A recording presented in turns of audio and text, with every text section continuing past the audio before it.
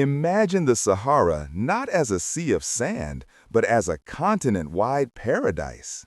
Grasslands, rivers, giant lakes, and people, thousands of them, living in a thriving African world now erased from history. This is the story of the lost Green Sahara, Africa's forgotten golden age. For most people, the Sahara is a wasteland, an endless ocean of sand. But what if I told you that for thousands of years, this desert wasn't a desert at all? Between 10,000 and 6,000 years ago, the Sahara experienced one of the most dramatic climate transformations in Earth's history, a period scientists call the African Humid Period. During this time, monsoon rains shifted northward, carried by changes in Earth's orbit. And when the rains arrived, they didn't stop for a season. They stayed for centuries. The Sahara, today the largest hot desert on Earth, became a lush green world, a land of rolling savannas, forests, and fertile valleys stretching as far as the eye could see. Elephants roamed freely. Hippos splashed in deep rivers. Aerial shot of huge lakes, Lake Megachad, filling the horizon. Some lakes were so enormous they dwarfed modern seas. The greatest of them, Mega Lake Chad, was bigger than the entire country of Germany. Rivers braided across the land, carving pathways that connected distant regions. With water came vegetation. With vegetation came animals. And with animals came people. Human communities settled along these lakes and plains, fishing, herding, and painting the animals they lived beside onto cave walls. The star circles of Nabta Playa. Deep in the Sahara, far from any city, scientists made a discovery that rewrites human history. Deep beneath layers of shifting sand stood stone circles aligned with the stars, built 1,000 years before Stonehenge. This place is called Nabta Playa. Thousands of years ago, long before the pyramids, this region wasn't desert. It was a green savanna dotted with lakes, grasslands, and early African settlements. And here, an ancient community built what may be Africa's first astronomical observatory. These stones weren't random, they were precision placed. The alignments point to the summer solstice, to the rising of Orion, and to the movements of stars that guided seasonal rains. This was the sky map of a people who depended on the heavens.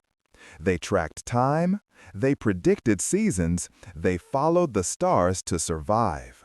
Archaeologists uncovered signs of a pre-pharaonic culture, one that existed long before Egypt's first kings.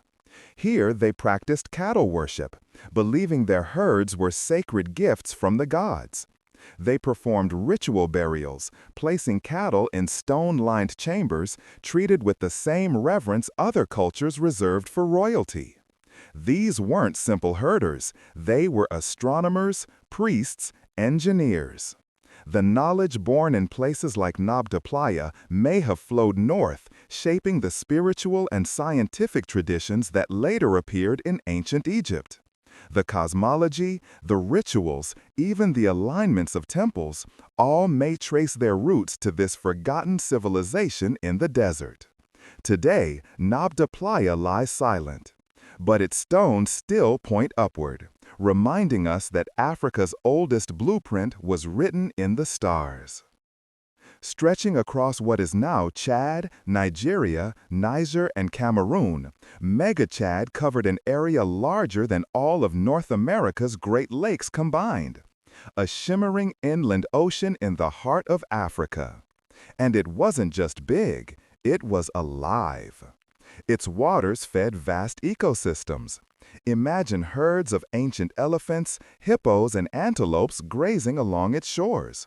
Crocodiles and giant Nile perch patrolling its warm shallows, migratory birds darkening the sky as they descended on this endless blue paradise.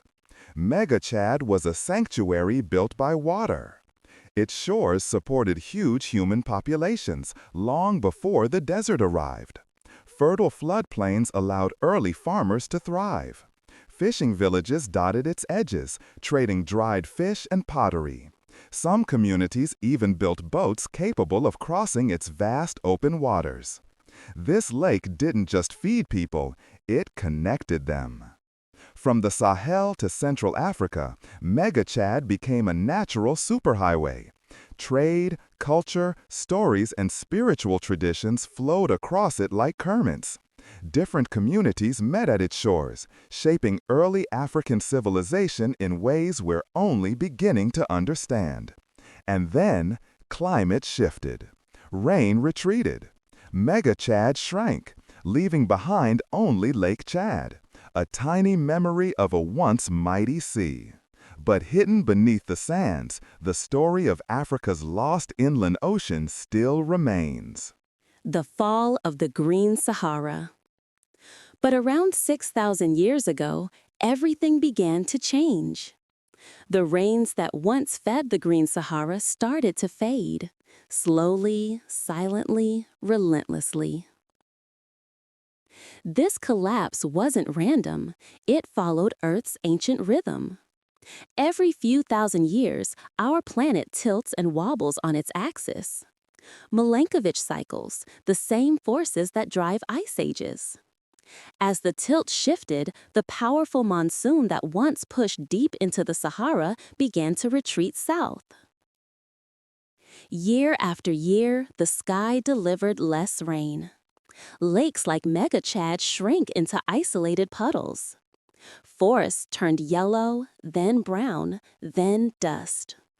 Rivers that once carried life became empty scars across the landscape. Animals migrated. Human communities followed, abandoning once fertile homelands.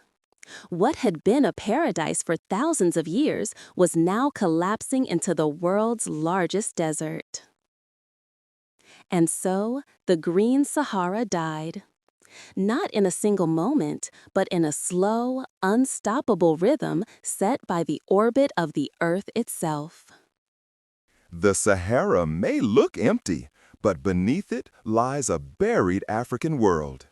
A world of lakes, cattle kings, astronomers, fishermen, and forgotten migration routes. We are still discovering their story.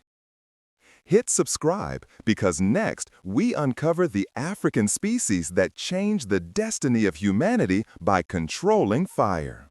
Thanks for watching and